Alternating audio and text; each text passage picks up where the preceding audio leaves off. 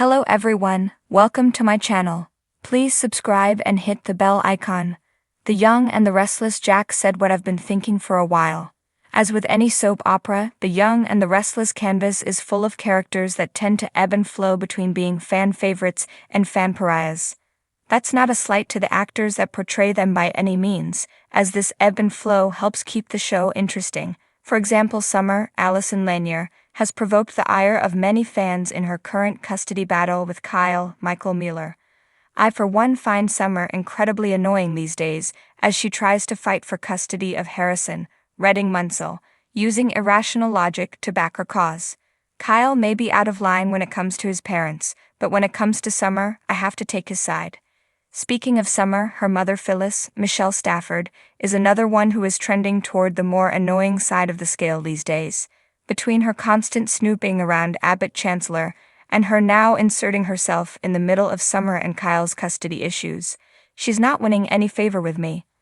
This is especially true after her blow-up with Diane, Susan Walters, in The Young and the Restless episode that aired on August 9. The whole conversation with Diane, as Jack, Peter Bergman, tried to play referee, left me frustrated with Phyllis. While I can appreciate Phyllis causing chaos when it pertains to her own life or to the lives of those she feels wronged her, her arguing with Diane about Kyle being the problem in the conflict with Summer was a bit unnerving. Phyllis is the last person who should be judging Kyle and calling him out of control, and Diane is absolutely right. The more Phyllis inserts herself in this custody battle by whispering in Summer's ear, the more contentious this battle is going to get. I tend to think Summer is going to lose custody and blame Phyllis when this is all said and done, but I digress. Having said all of this, in The Young and the Restless episode airing August 13, Jack verbalizes exactly what I've been thinking as it pertains to his once affectionate Red. After Phyllis spots Jack and Harrison in the park, she approaches them and wastes no time taking unnecessary digs. First, she notes that she's glad Claire isn't around because she's spending time with her actual family, which was a subtle shady remark that Jack picked up on. Phyllis then brags about all the plans Summer has for Harrison, including the fun activities on the horizon, and says Summer loves Harrison more than anybody else in the world. Tired of seeing Phyllis' interaction with his grandson, Jack sends Harrison to go play. Once alone, Jack rips into Phyllis for trying to manipulate the little boy. She, of course, defends her actions and again goes back to Kyle being the problem. Jack doesn't want to hear from her anymore, and that's when he says the magical words. He tells her, "You know, Rhino? You have too much free time on your hands, and you're spending too much of it budding and where you're not wanted."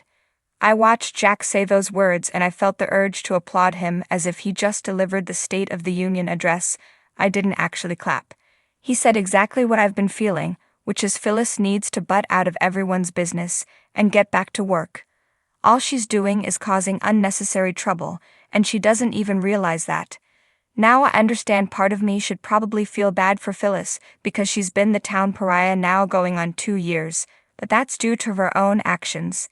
She faked her death, she hacked Jabot for Tucker, Trevor Street John, and she told off Devon, Brighton James, before quitting Chancellor Winters. Phyllis may feel like an outcast, but she keeps doing things to alienate people. My hope for Phyllis is that she gets back to work soon in the corporate world and stops meddling in other people's affairs. Heck, the way things are going at the new Abbott Chancellor, I'm sure Billy, Jason Thompson, would hire her. Jack Abbott paced the floors of the Abbott mansion, his mind swirling with thoughts that had been simmering for far too long. The grand old house, filled with memories of his family, triumphs, and countless heartbreaks, felt unusually quiet today. But inside Jack's mind, there was a storm brewing, one that had been gathering strength for months, maybe even years. He paused at the window, staring out at the perfectly manicured garden. The flowers were in full bloom, vibrant and full of life, a stark contrast to the turmoil he felt inside. Jack had always been the strong one, the one who kept the Abbott family together through thick and thin. But today, he felt that familiar weight of responsibility pressing down harder than ever. Jack's thoughts drifted to his brother Billy.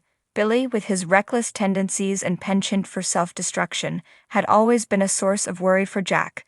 Lately, though, those worries had grown into something darker, something that gnawed at him in the quiet moments of the night. Jack had tried to be patient, to offer advice and guidance, but it seemed that Billy was determined to forge his own path, no matter how destructive it might be. And then there was Diane. Jack's complicated history with her was a tale as old as time, filled with passion, betrayal, and a love that was both undeniable and deeply flawed. She had returned to Genoa City like a whirlwind, shaking up everything in her wake.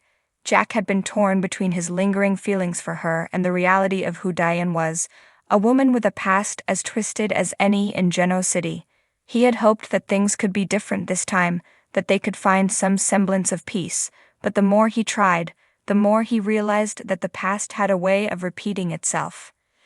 Jack had always prided himself on being a man of principle, someone who could see the bigger picture and act accordingly, but lately he had found himself questioning everything, his decisions, his loyalty, even his own heart. It was as if he was standing at a crossroads, unsure of which path to take.